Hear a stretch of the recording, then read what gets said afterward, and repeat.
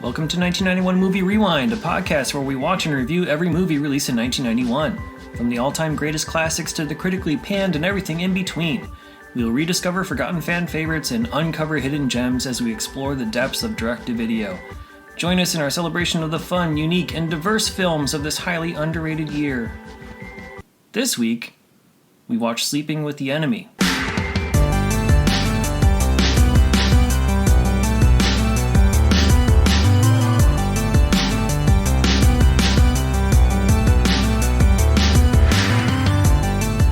Hi, this is Nikki. And this is Jon, and thank you for joining us on 1991 Movie Rewind.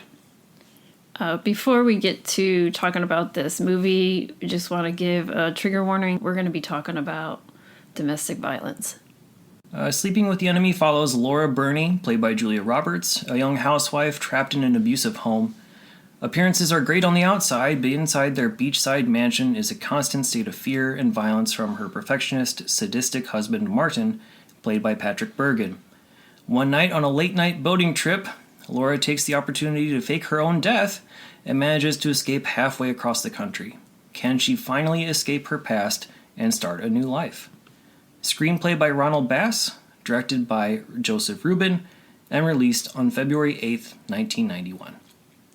Now, I know that you have told me that you've seen this movie multiple times. Mm-hmm. But you've never said whether or not you like it. So I wonder if maybe we should start with that simple question. I had never seen it before. This was my very first viewing. I don't... this is weird because I watch this now and I think... Well, okay, I don't know how to get into this. Sort of a surprise question for you. Yeah. When I first watched this, I think I was maybe 12. I mean, I know when I was younger, my parents let me watch whatever. They would watch it with me or I'd watch it with them. So with my mom, it was a lot of movies like this where it was, thrillers. Mm-hmm. Adult. Yeah, adult-themed type thrillers. Yeah. And then this movie, I remember either it was on HBO or we rented it from Blockbuster, and I remember watching it with my mom. But I do remember watching this repeatedly because for some reason this movie just really resonated with me in a way, and it just really affected me as like a 11 to 12-year-old girl, making me think that, is this how my life is going to grow up to be or something? I told you, but, just the fixing of the towels and then making all the cans in the cupboards face each other. Mm-hmm. That stuff really stuck into my brain even to this day, and I still have like either anxiety or PTSD from this movie, and I feel like I still have to do it to this day or I'm gonna get in trouble. I think but I never answered the question, do I like this movie? No. I guess I do, because it just reminds me of being young and watching this movie. There are certain parts of this movie that really annoy me, but there's other parts in this movie that I like. Yeah, I guess maybe enjoy is the wrong word to use for something like this. It's a movie that I've watched many times over and over again, and I've never been like, this movie, Right. I'm just like, I'm compelled to watch it still because it resonates with me in a way. Yeah, and I think it's interesting that you sort of took that OCD type of behavior that was forced on Julia Roberts' character, the straightening of the towels, making sure that they're all in a perfect line, and the cans and whatnot, and attributed that to your own life as sort of like a way to avoid this from happening. I think it sort of speaks to how domestic violence can be so pervasive and almost subconscious in that way. It's really interesting. I don't know if enjoyed is the right word for this, but honestly, I thought it was a lot better than I thought it would be. And I don't know if we want to go down this road right away, but maybe the best way to approach this is to sort of critique the critics of the time. Because when this movie came out in 1991, it was largely panned. Most of the critics out there hated it, which is interesting because as someone who didn't have any experience with the movie growing up, I don't think I even remember watching a trailer or a commercial for it. I just knew the box art from working at a video store. And I knew of the title because I knew it was a massive hit. And so I think in the back of my mind, because of that, I had the assumption that it was a good movie. And so I didn't have any preconceived notions going in. And I also think that the movie probably plays a little bit differently now to a 30 years older audience than it did in 1991. And I think I'm looking at things with a slightly different perspective than some of these people like, the Washington Post and Entertainment Weekly and Siskel and Ebert were back in the day it was released. I also think that this was lost, critically it was lost in a sea of other similar movies.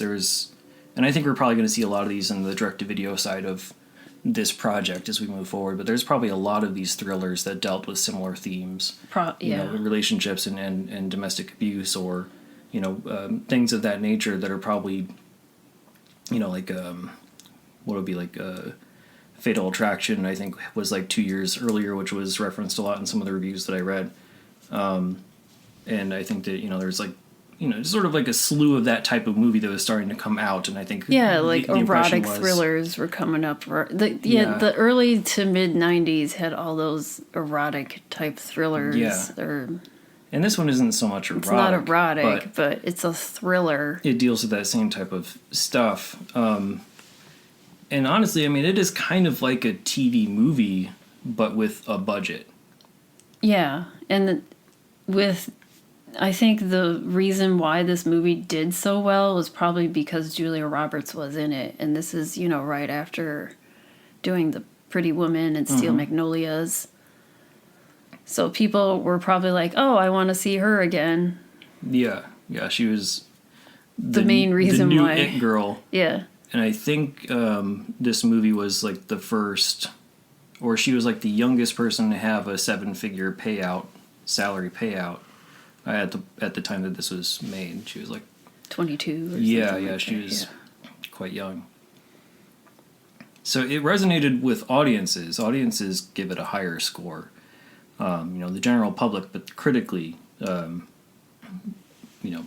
equivalent of like 1 star in C's and D rankings and whatnot, which is odd.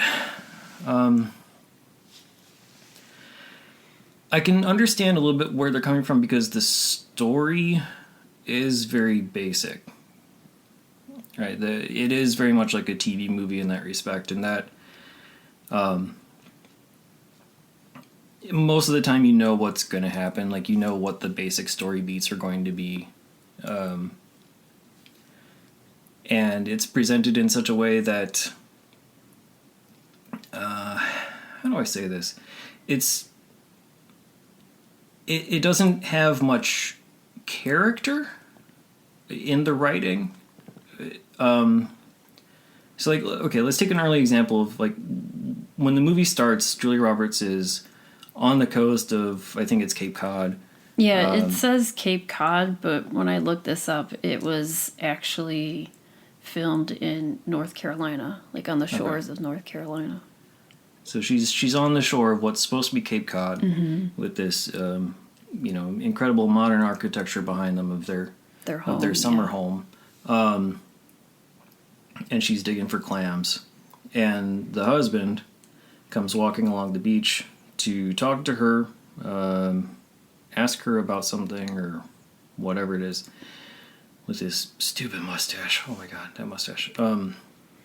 Yeah, I can say that his acting is the worst to me. Just everything about him. I don't care for. Yeah. Yeah, he's... I will just, I will say the two constantly men villainous. the two men in this movie bother me. Yeah. Yeah, let's wait until we get to Iowa to talk about the second man. But so yeah, the husband Patrick Bergen comes on, and okay, so it's sort of like this '50s mentality where it's just wooden soap opera type acting, and like Julia Roberts like hugs him for like 2 seconds, and then gives like this emotionless delivery of like, "Oh, look what I've done to your suit." Oh, Yeah, I I'm have sorry. sand on your suit. Well, because this is just like a premise of, she's very scared and kind of tiptoes around him. Right. She doesn't want to do anything wrong or bad.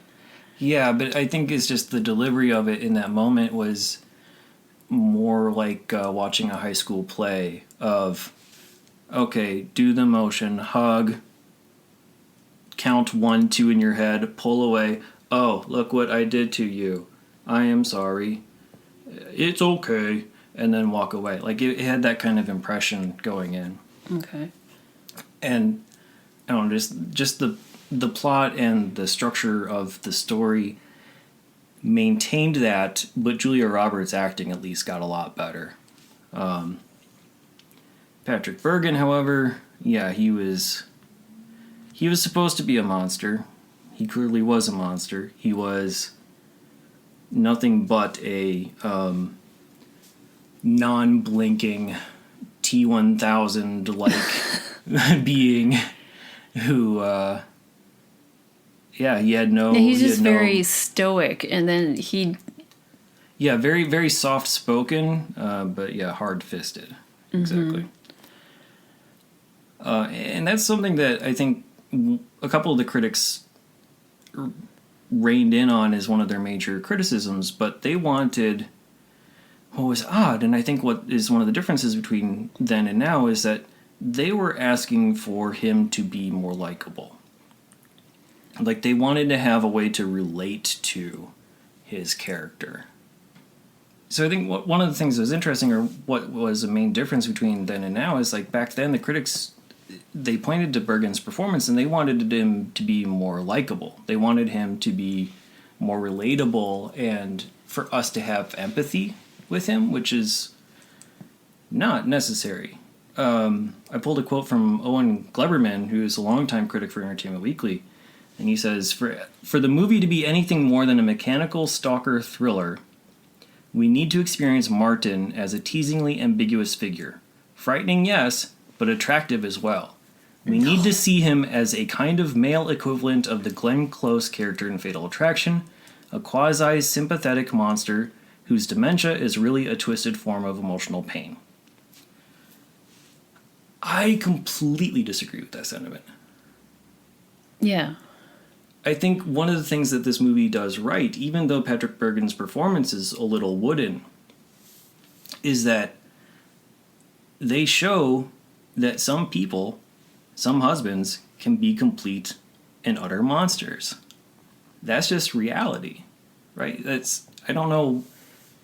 And they also don't linger on the abuse a whole lot. They show a couple sequences, and then she's gone. Right? They don't... Yeah, they don't lead up to how this happened, or right. They it's don't not really... a slow build of her. It's just like pretty much a 2-night thing in the beginning of the movie. You know, one night, she forgot to do a thing, with the towels, or the cans weren't straightened right, and he walks her into the room and he's like, you forgot to do something, and she's like, oh, like, she's just very timid and scared. She's like, oh, I'm sorry. Like, she's scared at every step that she's gonna get hit. Yeah. And then sometimes she'll just be sitting there, and then all of a sudden he hits her. Yeah. Because, or he comes back in from talking to that doctor with the sailboat. And he's like, and he saw you staring at him out the window. And punches her down to the ground and kicks her. It's, you don't need more than that, Why would you want to empathize with somebody like that? I don't understand the rationale of that. we don't have to feel like his actions are a product of society or that he is not at fault for his choices. I don't understand that reasoning. Completely disagree with that sentiment from Mr. Globerman. But he's not the only one that had something similar like that. Like, even Ebert in the TV review of this said that maybe this movie would be a little bit better if it said something new about domestic abuse. Like what? I don't know. And why? Why do we need to hear anything new about domestic abuse for it to be an effective movie? I guess, yeah, we were kids, so, around this time, I guess, yeah, there were a lot of movies that were similar to this, and then everyone's just like, oh, not another one of this. That's what I can think. That's the only thing I can really think of. And they're just comparing it to, Fatal Attraction, which was really well... I haven't seen that in a really long time. I haven't seen it at all, so I don't fully get the reference to Glenn Close's character as the male, quasi-sympathetic monster, but... maybe it is just a matter of we've seen like a dozen of these at this point. We need something different. We're just kind of done with it. Yeah, like I know all these plot points now. I know what's going to happen, so let's move on. This movie also came out in February. Isn't January and February usually the time where the not so great movies are released at the beginning of the year? Yeah, at least these days. I don't know how true that was back then, but it probably was. Yeah. Roughly the same type of structure. The stuff that they knew weren't they were ready probably for just awards. like, I'm done with this. Yeah, here's some light filler. And they did. The masses definitely did consume it. It was the number 8th movie of the entire year. Yeah. Budget of $19 million. It grossed worldwide 174, almost 175 million. I also saw that it broke the Home Alone record because I guess Home Alone was number 1 for 12 weeks until this movie came out and became number 1. Yeah, that's a weird... So from going weird from switch. Everyone was watching Home Alone to Sleeping with the Enemy. And it probably stayed on the top for a little while. Until Home Alone 2 came out. No. A whole couple years later. Yeah, 2 years later. So she fakes her death, and in a way where it's revealed that she's been living sort of a secret double life and preparing for this moment in some way. You know, she has her escape bag. She has a plan that she's made with her mother, who the husband thinks is dead, but really just had a stroke and has been moved to a different care facility in advanced preparation of this eventual possible escape. She learned to swim because she knew she was on the ocean and maybe she could, and the husband didn't think that she could swim, and so basically she was able to fake her own drowning. He thought that she was afraid to, or she told him, I'm afraid and that of the water swim. and I can't swim. She just always made that. I mean, that could have been true. I think it was true. Yeah, I think it was true because she finally overcame that fear and decided to learn how to swim to get away. Because one of the reasons how he found out that she did fake her death is that someone from the YWCA in her swimming classes called his office to express condolences of the passing. And that's when he realized, she was lying about not being able to swim. At least more recently. So, I don't know if you want to get into it, but that call was very weird to me. Because, why would this woman call him at work? How does she have his work number? Instead of a home phone number? Yeah. Yeah. I don't know. That's where these are the small little things I have problems with it, where that's one of them. I mean, why would you call? Yeah, I don't know. I mean, it could be explained away if you really want to, I guess. It would be something like maybe she tried calling at home. We have no idea if there's an answering machine, and so I'm she assuming got they would have an answering machine. because, Or they're rich, but who knows? Yeah. Or maybe they don't even have a phone in that giant house that they had. Right. Or maybe she knows that the husband spends most of his time at work because of his position. But why and she's only she available know to that? call during the day, and so she. Well, I mean, if she was in the class, they probably had some conversations about. But their life. if I was in Julia Roberts' position, I wouldn't even speak about my husband. If you're afraid of him and planning on leaving, I would lie to these people as well, and these people in my class. I would make stuff up too. I wouldn't delve into my personal life and say, "Oh yeah, I'm going to take this swimming class because my husband is very abusive and I want to leave him eventually." Right, yeah, you wouldn't really... If you're in this situation and you're hoping to use this as an escape tactic, you probably would not tell the real job of your husband unless it's a small enough town where they already know who you are. Right, yeah. So, or somebody there does. She found, there's an obituary or something. Yeah, exactly. And it's like, oh, I knew her. I want to send my condolences. Right. It could be something as simple as that.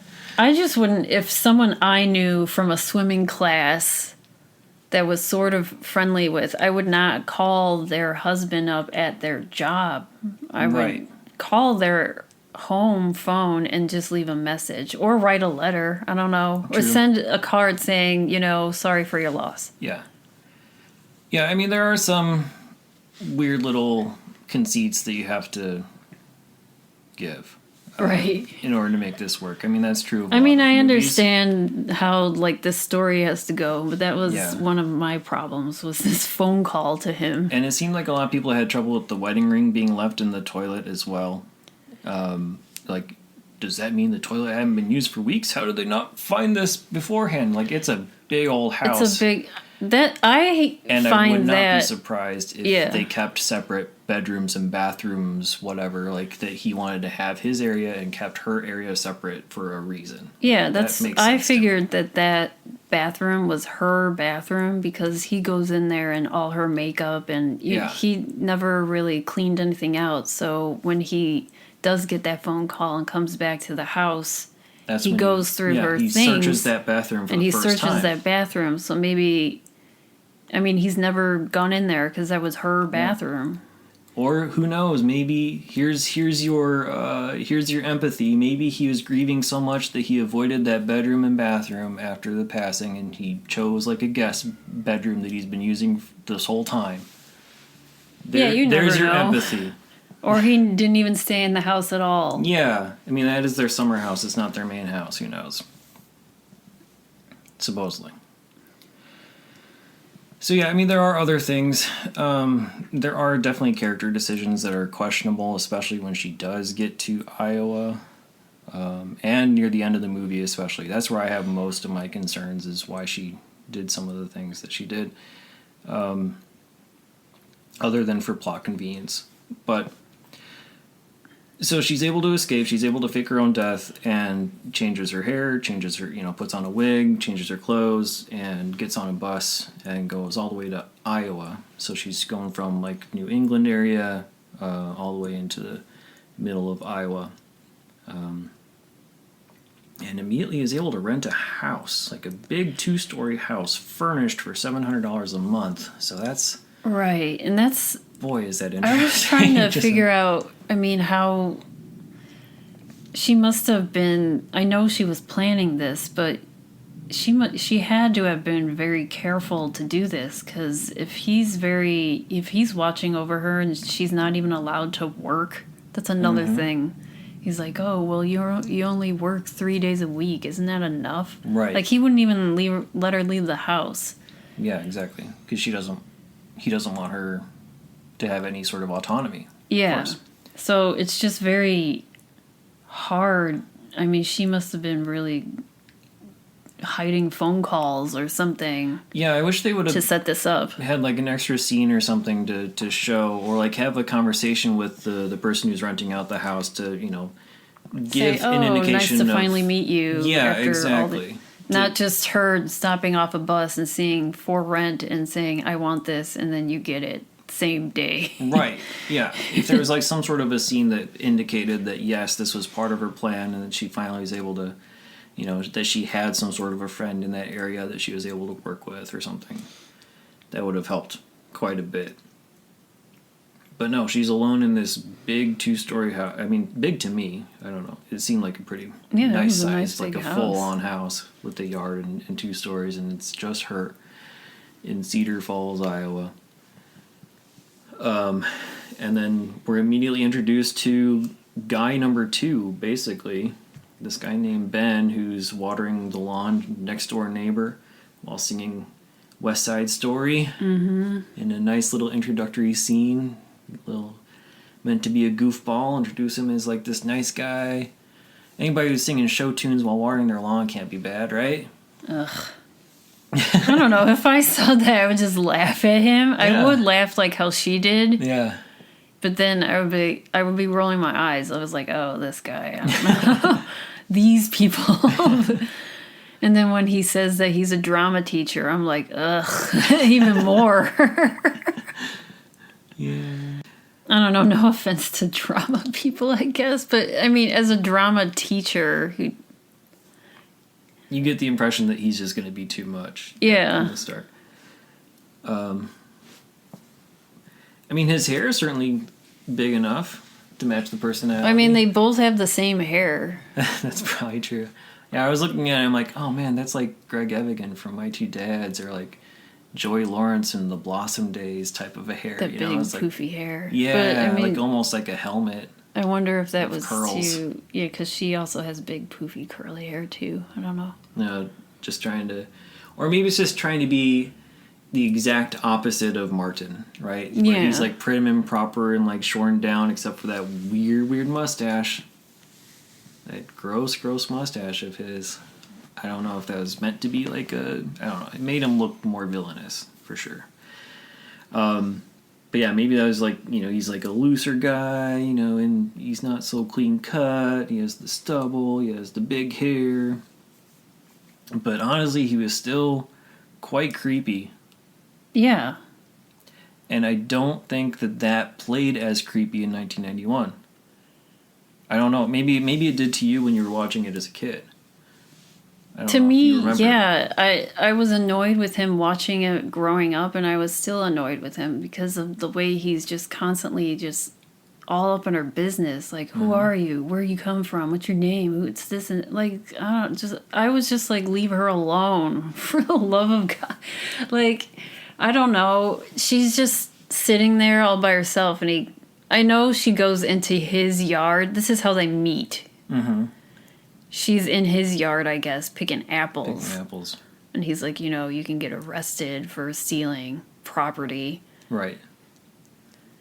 Yeah, but like then trying to be joking, but yeah, like, but then comes up behind her. Like kind of in the dark, whispers, "You're gonna get arrested." I don't know, in a creepy way.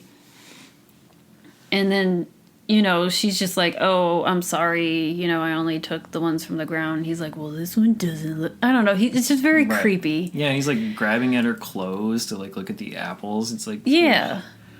And then she just drops them and walks away. But then he comes back and he's like, you forgot these. I don't know. I would be like, leave me the hell alone forever, please. Thank you. Yeah. Ben's I know we're neighbors, but never speak to me ever again. This is a terrible introduction. Yeah. I don't appreciate this at all. But yeah, he's like touching on her clothes and like trying to make some sort of deal. It's like, oh, well, if you do this, then I'll let you take the apples. And she's like, forget it. Drops the apples and runs away. It's like, good for you. Yeah. But then he becomes part of her. He's like, you know, I make a mean pot roast. If you make that apple pie, right, I'll make a pot roast and we can have a dinner together. Yeah. So, yeah, I don't like Ben's character, but I think that's part of why I think the movie works for me, is because he is still creepy. I don't think it was an intentional decision on the filmmaker's part. But the fact that, like, just don't trust men.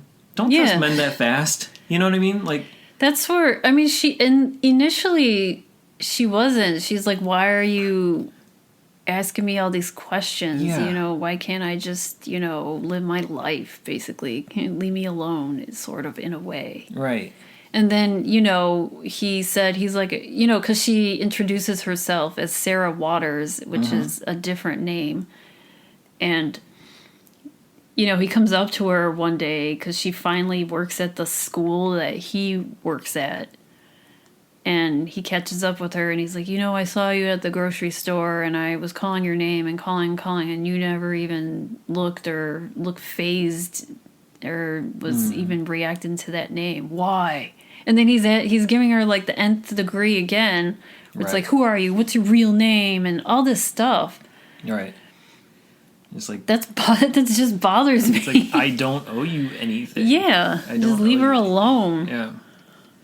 But I mean, eventually she trusts him because then she does say, you know, I'm running away. I ran away from my abusive husband. Right. But he still didn't really have. I don't know, he didn't have the right reactions to that type of situation, in my opinion, either.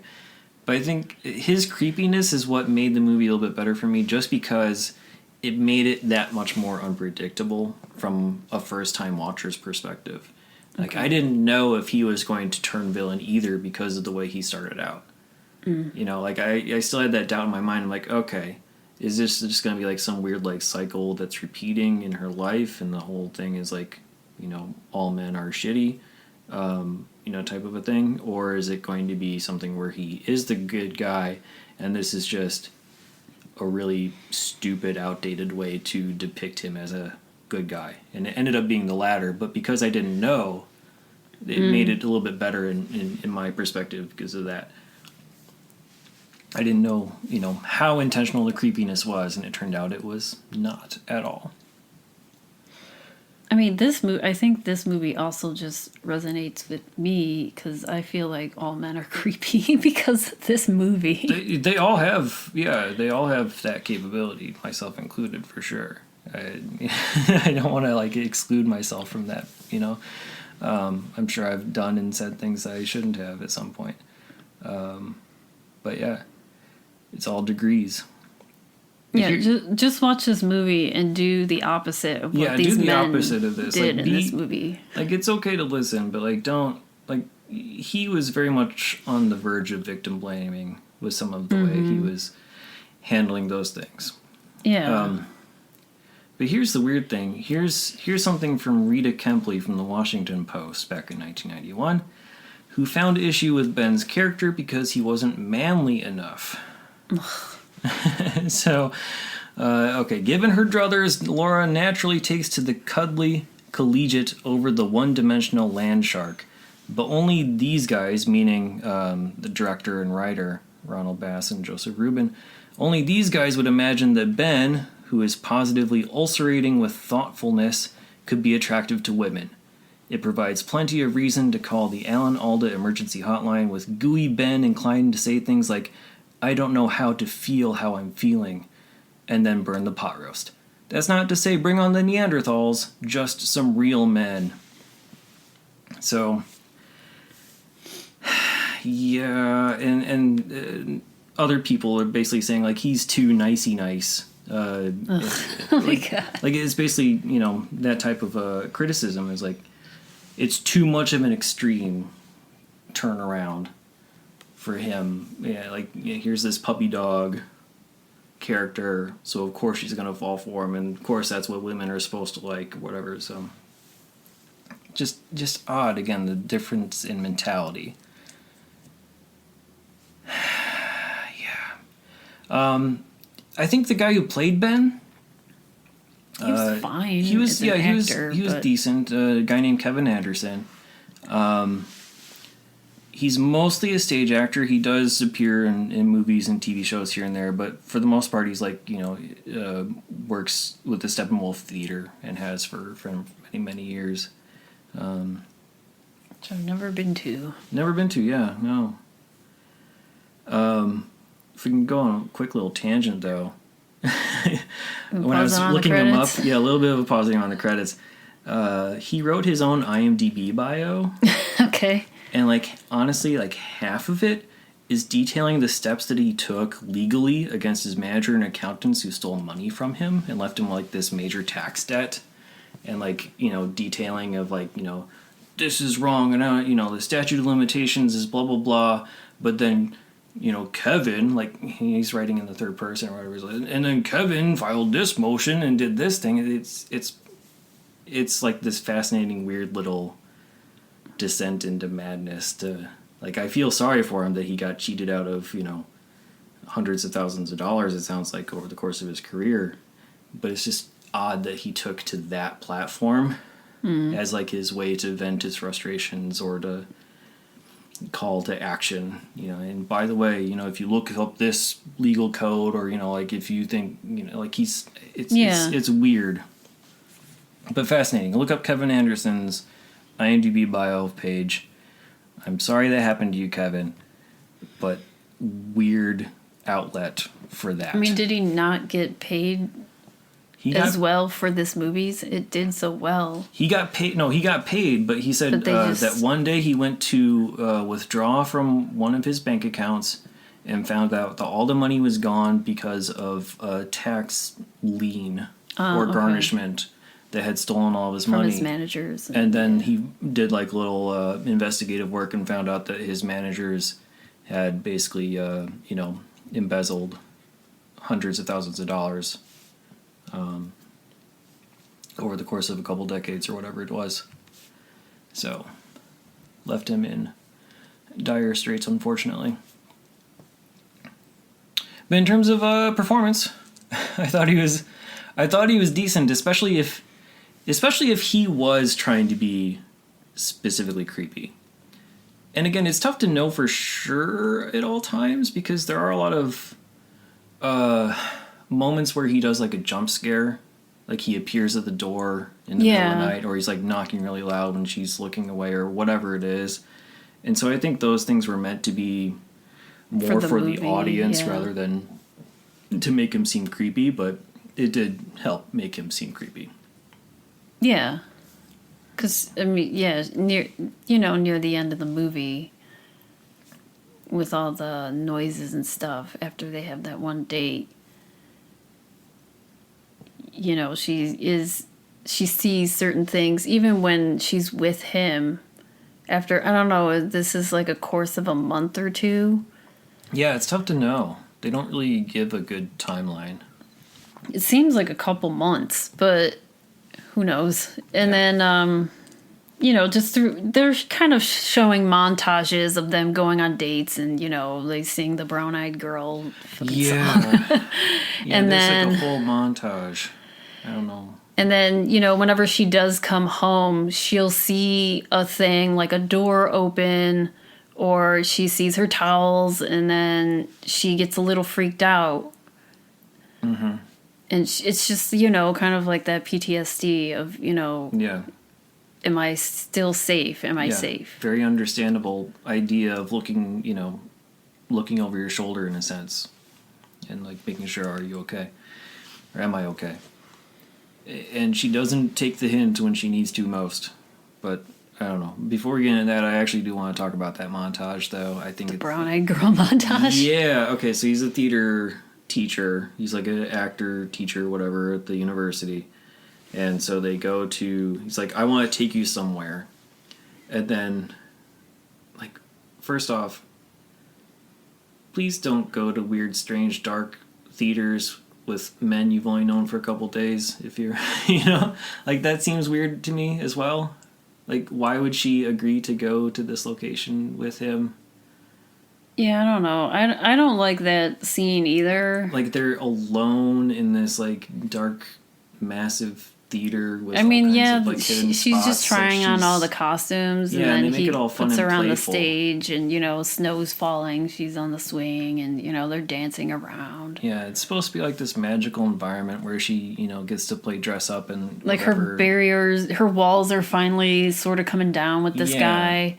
And the whole time I'm thinking, all right, we're basically just, like, watching him watch her undress and dress a bunch of times and just, like, look leeringly. Yeah, because when she is changing, you see him looking at her dress. And, like, smiling and whatnot. It's like, this is creepy and pervy. Yes.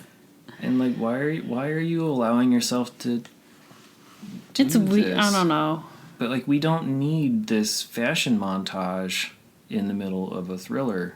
That's not the appropriate avenue to show your guard being let down, or to, there's a nice looking small town. You could do various different activities along the small town and show various normal date activities. Yeah, the last date that they went on before, her husband appears, when they go to the carnival. That's a good day. I was I was like, let's go to a carnival. Let's go to a carnival. That should have been date number 1. Like, hey, I got a surprise. If you said, hey, I got a surprise and you take me a carnival, I am all for it. Yeah, there you go. That'd be awesome. That'd be perfect. But no, that's not how they do it. I don't really know what the point of the carnival was, other than it's just like another date night, yeah. Except to have Martin, the husband, hiding in plain sight, sort of like looking at them with, that red tint on him while he's staring at them in the Ferris wheel, and it's like, pure rage visualized, even though his face doesn't change expressions. But yeah, very, very odd choice to have that montage, and don't do that. You don't need it in this movie. Before we get to the end, I think the only other major plot thing that we haven't discussed yet is the mother situation, because that is a decent chunk. So at some point, Laura's mother, who the husband thought was dead, she had a stroke. She's basically blind, if not completely blind, as well. And she's moved into this other alternative, nursing care facility. And now that Sarah/Laura is close enough to see her, she does just that by dressing up in, she dresses up as a man. And honestly, I think that's why they did the whole montage, because hey, he has access to these costumes, and he's like, hey, I'm a theater teacher, I have all these costumes, let's do this montage. Oh, you gotta go see your mom, but you're afraid that your husband's gonna find you. I have these wigs and things, so dress up like a clown and dress up like all these other different outfits, and let's dance around. I don't know, I think they could have just had a conversation about that. Yeah, she could have just put her hair up in a baseball cap, and I mean, the mustache was fine. Like, like, hey, if you can go to a store and I'll help you with find a fake mustache at Party City or something like that. What's weird is, like, I kind of think she looked a little bit like Michael J. Fox in that. As the guy. As the guy. Oh, I don't know. I don't know. That's just my impression of it. She looked, more grown up than Doc Hollywood. But yeah, so she goes, and Martin is there because he had learned separately that from his own investigative work that the mother did not die, and found out where she was being housed. And so they are just barely missing each other in this nursing home facility, especially at the water fountain, where Martin drinks water like a psycho. Yeah. I don't even know how to explain it. Yeah, like, how in a water fountain you just put your lips out, you bend over, and you'll catch the top of the arc with your mouth, most likely. Yeah. You don't suck on the spout, but you're sucking from the top part of that archway of the water spout. Yeah, you get whatever you can. This dude opens his mouth like a frickin' pelican, and comes at it from the front of the water stream, and tries to catch the the downward trend into his mouth hole, I guess. If we can find a picture, we'll put it on the website. I didn't even think of it. I don't know if I want to see that or have that ingrained in my brain again. It's just really hard to describe, and man, he's if anything shows that someone's a psychopath, it's drinking. He doesn't know how to drink from a water fountain. Yeah, but they cross paths like that, and he pretends to be a cop to get information from the blind mother about where Laura is.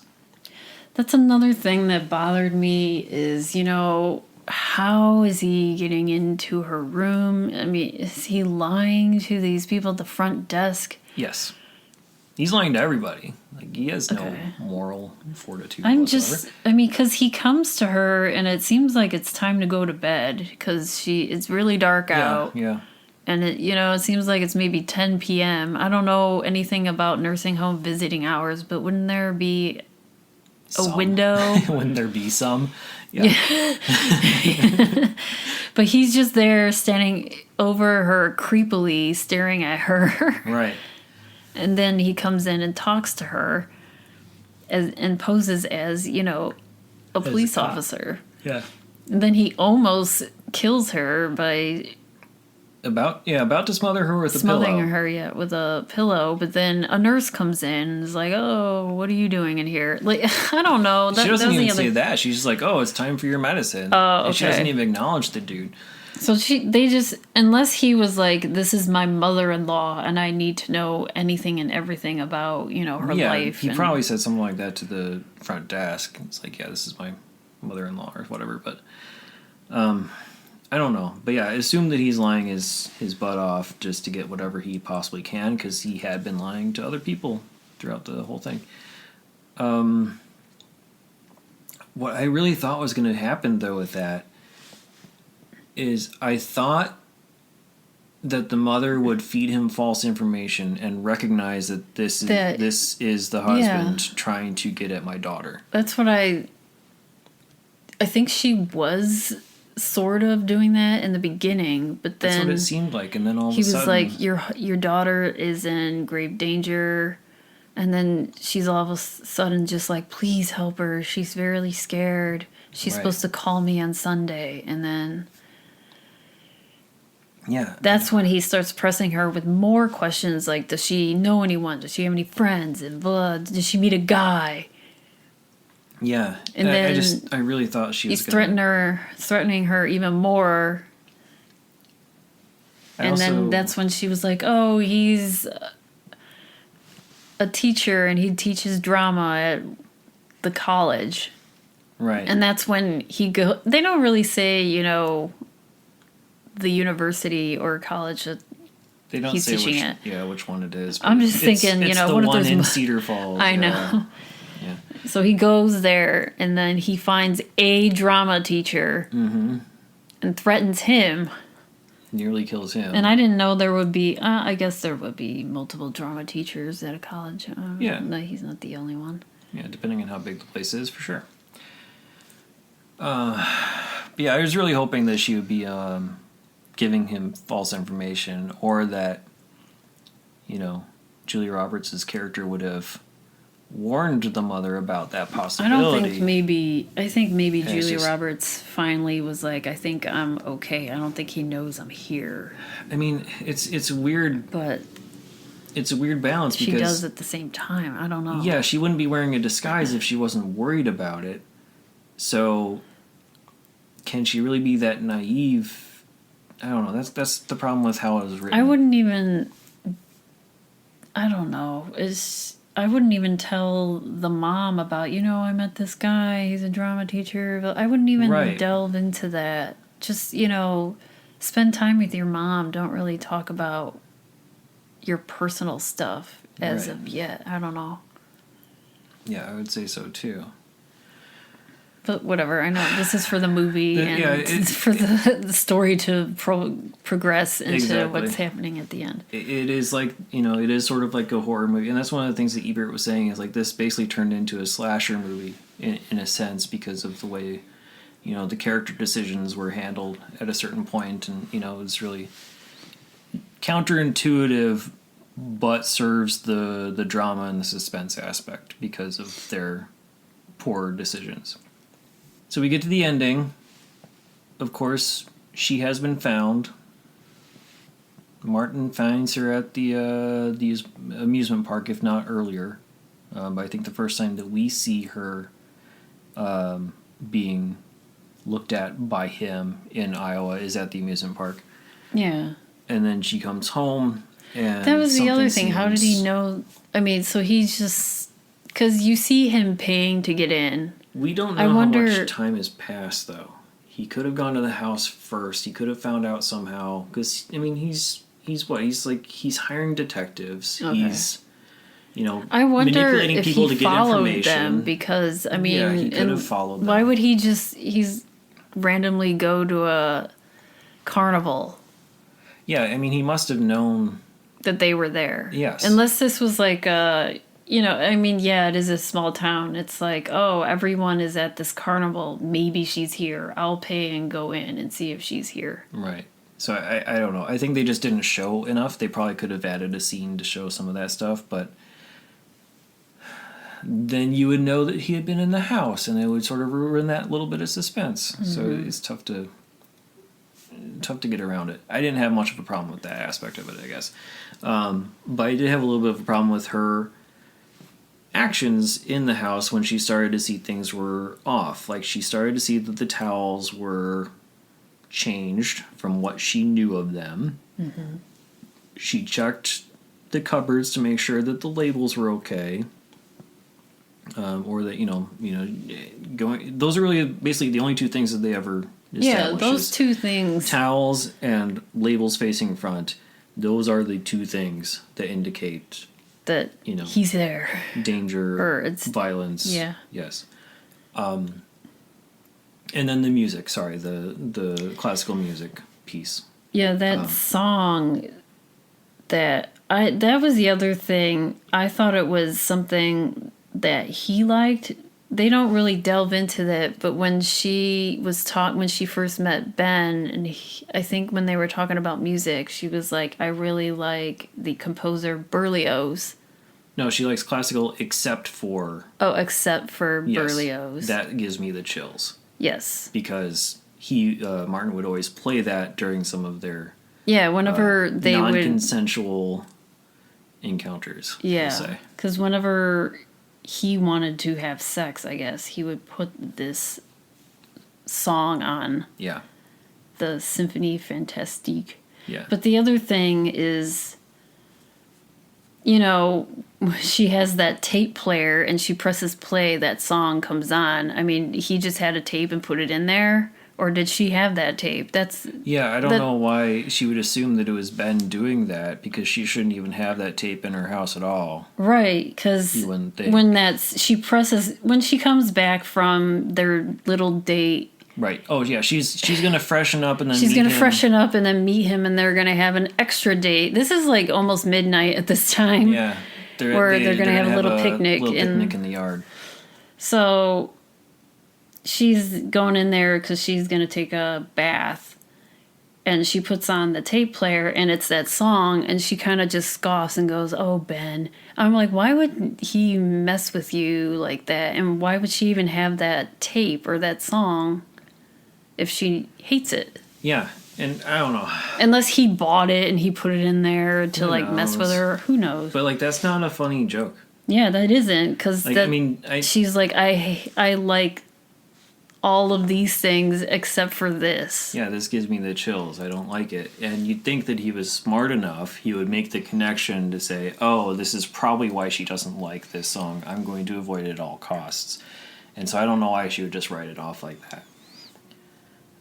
But then the water in the tub is continually running, even though she knows that she turned it off. And then she sees that the towels are completely straight. And she goes down to the kitchen. And then she goes, and instead of running out the house because she knows that something has changed for sure in the house, she decides to go to the kitchen to check the cupboard and the labels first. Yeah. You have enough proof. You have the song, you have the running tub, you have the towels. She just had to get out. Triple check out that, I mean, maybe she does that almost every night. I don't know. They don't establish that. I don't know. I mean, that part of that anxiety, I don't know if she's just, maybe I accidentally straightened the towels, because that's just been engraved in her brain. They made something of a deal about her specifically leaving the towels messy, and she pushed the cans back into the cupboard as Yeah, like an act of leaving defiance. them haphazard in a way. Yeah. But And she had already checked the cans before, so I think that was like her way to fully confirm that he was there, but I think she had enough proof. And of course by that time it was too late and he's there. And like, you know, in her face again.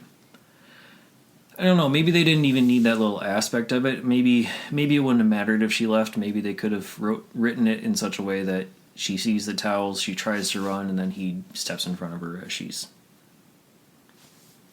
going towards the door. Whatever. But he's there. Martin's there. With the gun. Wanting to get back together, I guess. I don't know. Whatever goes through the mind. Yeah, he was like, I finally found you, my princess. We're gonna be together forever. But he's also pointing a gun to her, threatening to kill her. Saying that if I can't live without you, then you can't live, or something like that. I don't remember the exact line. Yeah, basically saying, if I can't have you, nobody will. And basically saying, like, you know, the restraining order, you know, you can call the police, you can try to get a restraining order. That's not going to work. I'm telling you right now, I'm going to ignore it. I'm coming after you. And if you want to try to live without me, then you are not going to live. Type of a thing. And so there's a little bit of a skirmish. I forget how it goes down exactly. I think Ben comes in. Yeah, at that point, there's a knock at the door. Asking if she's ready. And at this point, Martin's hiding behind the door. Laura's trying to play it off. But, I mean, Ben, thank God, I don't know. Recognizes that something's wrong. that she is in some sort of distress. Breaks down the she's door like, and I'll goes see after. you tomorrow. Yeah. Closes the door, but then 2 minutes later, he's knocking it down. Yeah. And so the little bit of skirmish, Ben gets knocked unconscious. The gun gets loose. Laura is able to pick it up. Calls the cops and says... I like this part, yeah, actually. Go ahead. Well, I don't know. This is the other thing, is that Martin's just standing there staring at her with a gun in her hand. Yeah, trying to explain. Wouldn't he come at her to try to get the gun? But he's just standing there, and then she picks up the phone. I mean, wouldn't he want to grab the phone from her hand and be like, don't call the cops? No, I think he's trying to say, like, you can try to call the cops, but nothing's going to happen? Yeah, you can get your restraining order, but, like, I'm still going to come after you. It doesn't matter. But, yeah, she does pick up the phone and calls the cops, and she's like, please come to here's my address. Yeah. I just shot an intruder. And then Martin's like, what? Yeah. Like, the only time he shows emotion. He didn't, I know. He's like, I didn't know you were this smart. I don't know. What did you do? And then shoots him. She shoots him. Like and then 3 or 4 times? Yeah, and his face as he's, dying. Another TV movie-like performance. Yeah. He's flailing around like, whoa! Smashes against the wall. No, just the look on his face. Yeah, and he makes a funky face.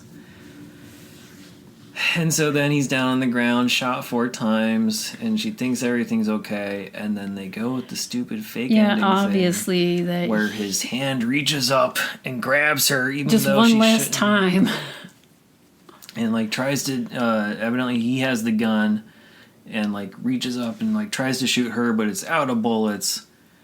And then he Ben dies. gets up from his unconsciousness. Ben gets up. And he dies with his eyes closed because he always has to have his stupid eyes open.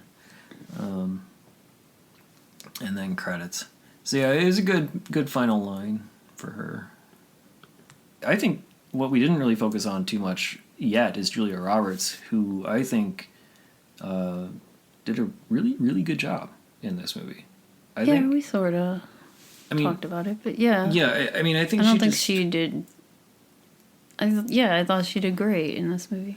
I think she did a wonderful job of like conveying the vulnerability and the complexity of the situations, and was able to sort of manipulate and change her emotions throughout the scene to kind of like, go from happy to sad or to pretend for whoever character she was going towards or whatever. I don't know. She did a really good job of conveying everything there, and I don't think she got enough credit at the time from the critics for that either. But yeah, this movie, it has plot problems. It definitely has structure problems. I also personally think that it has score problems, the music. I don't know what you think about it or not. Done by Jerry Goldsmith. He's done Gremlins, Poltergeist, Total Recall. Tons. Nominated for 17 different Oscars, won one. 9 Golden Globe nominations. Nominated for things like Planet of the Apes, Chinatown, Star Trek 1, Poltergeist, LA Confidential. He won the Oscar for The Omen in 1976. This was like a soap opera, or it felt like he was trying to do some sort of like Peter and the Wolf type of a thing, and like with like weird bassoons and horns in weird places. I don't know if he was just trying to emulate that one song that Berlioz's composer. Maybe. I mean, that was pretty much the main. I don't know, but song, whatever it was, like whenever the music came in, it was movie, just very obnoxious to me. It was very prominent and loud and heavy-handed to me. So, fantastic overall composer, just not good in this. And I'll also say that the writer of this movie, Ronald Bass, I honestly don't know which one, he won an Oscar for his previous movie. I don't know if it was the one right before this, but he won for Rain Man. He won in 1988 for Rain Man. And then he went on to write things like Joy Luck Club, My Best Friend's Wedding, Stella Got Her Groove Back, Stepmom, so he's written several Julia Those are Roberts some Julia vehicles Roberts movies. Yeah. So he's written, he's a prolific writer and got some fan favorites under his belt. And then another common criticism I heard was about the director Joseph Rubin. He mostly was doing like teen sex type or exploitation pictures at the beginning of his career. And then he went on to do Dreamscape and then The Stepfather, which was referenced in pretty much every single review. I remember The Stepfather. He also did The Good Son, which I really like. Yeah, The Good Son came after this, as well as like Money Train and then Return to Paradise with like they're all very Vince similar. Vaughn yeah. The thrillery type genres. Yeah, he's definitely more of like the exploitation type of things. And people are saying, Stepfather was effective. This one was not. I think he did a good job in terms of the visuals. Like, it was very crisp and clean and white and sterile, which I think worked to contrast the dirtiness of the situation that Julia Roberts was in. I don't know. I think he did a decent enough job of making it look like something more than a TV movie, even though the story that was handed to him was, could have been a Lifetime movie. The visuals escalated it or elevated it to a higher level. Really quickly, we can talk about the awards that this movie won or didn't win. Actually, just one. So we got 2 awards to talk about. Sorry, we got Jerry Goldsmith, whose score I hated, won Best Score from the BMI Film and TV Awards. Okay. So like a British, I believe. And then this also won the Yoga Award for Worst Foreign Film. I don't know much about the Yoga Awards. I tried to look them up. I think they're a Spanish institution or organization or something. So that's why it's Worst Foreign Film. And it seems like it's similar to like a Golden Raspberry where they only award worst. Yeah. Trophies or whatever. So yeah, this won the Worst Foreign Film. So again, proving the point that critics at the time hated this movie. I just have some tidbits about the filming locations and about that house. It was a nice looking house. So that house was, built on the coast of North Carolina in Wilmington, North Carolina. And I also found out that Wilmington is close to the Cape Fear River. So we're making a callback. Yeah. And it would have been cool if they would have, like, you know, floated on the houseboat. The houseboat the houseboat floats by as they're in the storm of the where she fakes her own death. You see Juliette Lewis and Jessica Lange trying to escape, and while she's trying to escape, they're all three women leave together. Different buoys. Yeah. Anyways, the house is a 3,000 square foot 2-story Cape Cod home, and the house was built in an environmentally sensitive zone of beach grass. So 20th Century Fox executives gained permission to build that house there on the coast only by promising to tear the whole thing down and restore the property as soon as shooting was done. So they built this house. They kept their word. They built this house, filmed for a couple months there. The house was demolished, and the leftover lumber and materials were donated to a Habitat for Humanity in Anderson County, South Carolina. And the studio spent an estimated $25,000 for all of this to happen. $25,000? Yeah, I got to build They probably built, like, the outside structure to make sure it stood up, but then only furnished, the interiors like, the 1 or 2 rooms they showed. Filmed somewhere else. Yeah, or that. Yeah. But hey, if you can rent a house for $700 a month, maybe $25,000. But that's Iowa. I mean, this house is on the beach in Cape Cod. In this movie. Another thing that I read is that during the carnival scene, there was more than 200 volunteer extras that showed up for that day. It was a 2-day film scene, and the extras weren't paid for working, but the studio caterers served them dinners of chicken, meatloaf, and spaghetti. That was their payment to all these 200 locals that showed up. And this was also all of these films, even the Iowa scenes, were all in North and South Carolina. That was a nicer town, square, whatever town than what we saw in the Doc Hollywood one. I mean, obviously it was meant to be probably a little bit more like a rundowny type town. Yeah. Doc Hollywood was.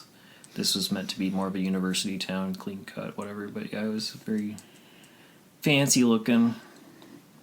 The other thing that I read was that a writer or just a PA on the set noticed that when Julia Roberts was not in any scenes, she would be seen sitting at a stool or a desk or something, doodling on the back of her script. And she supposedly was writing Julia Roberts Sutherland and Julia R. Sutherland because she was engaged to Kiefer Sutherland at that point. They never got married, right? Julia Roberts broke off her engagement to Kiefer at the end of 1991. Okay. So the two met on the set of the 1990 movie Flatliners for filming that. And they soon became engaged because, they've been together maybe 2 years at that point. At most, right? And it was speculated that Kiefer was cheating on her. So I didn't really read much into it. She just broke off the engagement. And then she soon started dating his best friend, Jason Patrick, who is co-star in The Lost Boys. I see. And then on from there. Other, like, Lyle Lovett or something was the major one. She married him. Yeah. But I don't remember how long that was. Yeah, I think I did see like an article calling her the Runaway Bride, and she was in, the movie Runaway Bride. But was she called Runaway Bride first? And she made the movie because of that moniker? Yeah. I never saw Runaway Bride. So, one last little note I want to make about Patrick Bergen, since we're talking about the cast and crew and all that kind of good stuff. He's mostly an Irish actor. We are going to see him again in a 1991 movie called Robin Hood, but not the one you're thinking of. It's the other one where he plays Robin Hood. Oh, I don't know if I'm ready for that. And then he's also in a movie called Highway to Hell from 1991. I do remember him. He was in Lawnmower Man 2. Yes, he was. But he also had a top 10 hit in Ireland in 2003 with a song called The Knacker. Which lyrically, taken literally, is about a person turning dead horses into glue, but evidently there was a big controversy from the Irish Travelers movement claiming that the name of the song is a slur against their people. And he got into some hot water over calling his song that, and he should have known that that was a derogatory term against these travelers, but it became a big hit. So I listened to it. Terrible. Absolutely terrible. I am not going to seek it out if you want to. I don't think we'll even put it on the website. If you want to. But yeah, feel free to look it up. But yeah, he's still acting. I think he just mostly does stuff in Ireland and doesn't cross the pond a whole lot. But yeah, that was the last little note I had there. So usually at this time we provide, something noteworthy or newsworthy, or I try to provide something true crime-ish, an element that is related to the movie that we watched, or something that happened the week that this movie was, or the movies that we watched, their release dates. I wasn't able to find anything, but instead, because this movie is about domestic abuse, I was just going to talk about that. And unfortunately, domestic abuse is pretty common. And some of the statistics that I found is that 1 in 3 women and even 1 in 4 men have experienced some form of domestic abuse, being it physical, emotional, sexual, or psychological. And, now that we are this is as of March 2021, we are pretty much 1 year within this pandemic. I have seen in the news and online that intimate partner violence has surged by more than 50% within this past year due to the, stay-at-home orders. Rising stress, loss of jobs. Yeah. Yep. People of all races, cultures, genders, sexual orientations, socioeconomic classes, and religions experience intimate partner violence. Such violence has a disproportionate effect on communities of color and other marginalized groups. Economic instability, unsafe housing, neighborhood violence, lack of safe and stable childcare, social support can worsen the already tenuous situations.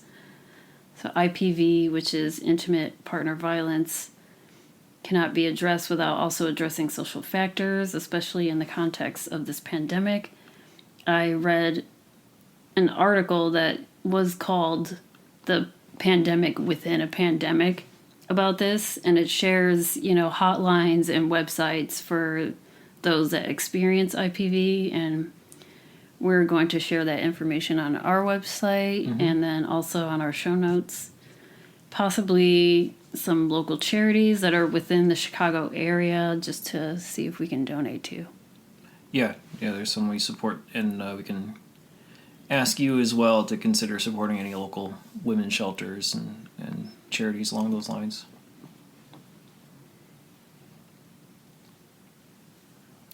And So now maybe that we are done with that, we're just going to get into pop culture. Yeah, try to turn the tone around a little bit at the end here, I guess. Once again. So I'm just going to do the basic. Go see Sleeping with the Enemy, it sounds like. Right. I mean, if it made $179 million. Yeah, unseated Home Alone. Mm-hmm. So I'm just going to give, the top songs. The top #1 song in the U.S. was CNC Music Factory's Gonna Make You Sweat. Oh, nice. You like that? Yeah. Okay. I had that tape. Okay. This piqued my interest. The number one song in the UK was the KLF 3am Eternal, which I played for you like a few days ago because I was like, have you heard of the KLF? And you said yes. I knew of the name. But when I played several songs, you're like, no. No. I know the name, not the songs. Yeah. But, I mean, during this time, I was extremely capital O obsessed with the KLF around this time, and I have the tape. Their album that this song is on, 3am Eternal, is on the album called The White Room, and it's pretty much just two speakers. There's one standing up and then there's one above it. And I remember I would just listen to this going to sleep. Because it's a very, like, a concept album. It's just one song blends into the other, so it's like one big, long song. Yeah, okay. And I know there's a lot of songs that are the songs that I played for you were very loud and dancey, but then the songs that are in between those are very mellow and kind of trance-like. And I remember I would go to sleep listening to that. I listened to this album a lot. And I don't know, if anyone can find it, I would just suggest listening to this album if you can find it anywhere. It's not on Spotify, unfortunately. I found it on YouTube. But if you have some ads and I know that's likely not as fun. But if you have some noise canceling headphones, and just listen to it on high volume. Also, top number one R&B song was En Vogue's "You Don't Have to Worry." Okay. Which this is like pre Free Your Mind, Yeah, you know. That one doesn't. Lovin', and I think this is their very first maybe single from their first album. Okay. Yeah, that one I can't place it in my head immediately, but I know of it at least.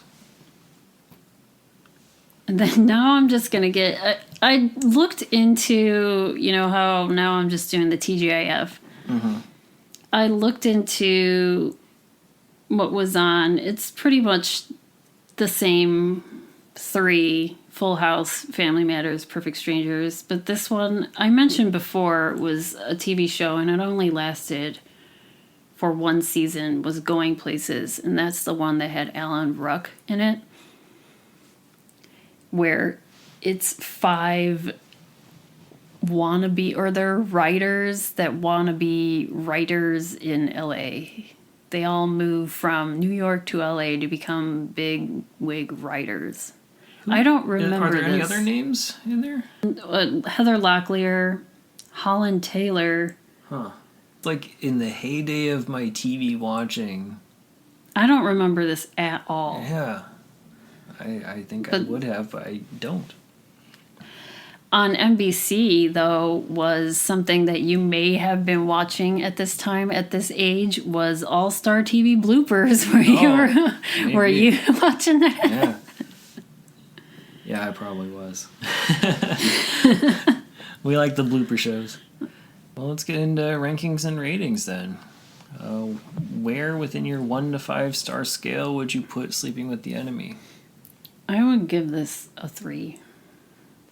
I think I'm gonna go with a 2.5 though. It's still above average for me, but I don't think it's not Cape Fear territory, and it doesn't have the filmmaking prowess of Bugsy. Even though Bugsy was a lot more boring, I think this was it was more well made than this. So I'm gonna say 2.5 stars in my 0 to 4 star scale. Okay. And then every movie is worth watching once, but would you watch this again? Yeah. Yeah, I would too. This is probably one of the. I think it's probably like the second one that we've said. Like, I would not watch. I don't really care to watch Bugsy again. But yeah, I think this was. I think Bugsy is the only one so far that I would not watch. Yeah. Out of the 5 so far. Yeah, this has something of an undescribable appeal. Where I feel like.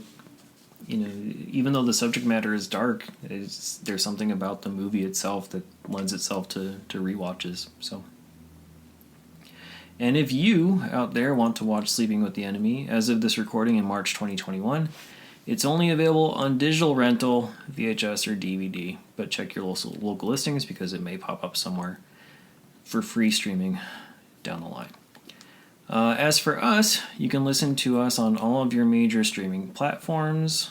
You can email us at 1991movierewind@gmail.com. And of course, you can follow us on Twitter, Instagram, Facebook, and Letterboxd. Just search 1991 Movie Rewind. Or you can go to 1991movierewind.com for the full list of movies along with show notes and more. So this ends the first 5 episodes where we were looking at 5 randomized movies from the first top 25 box office hits.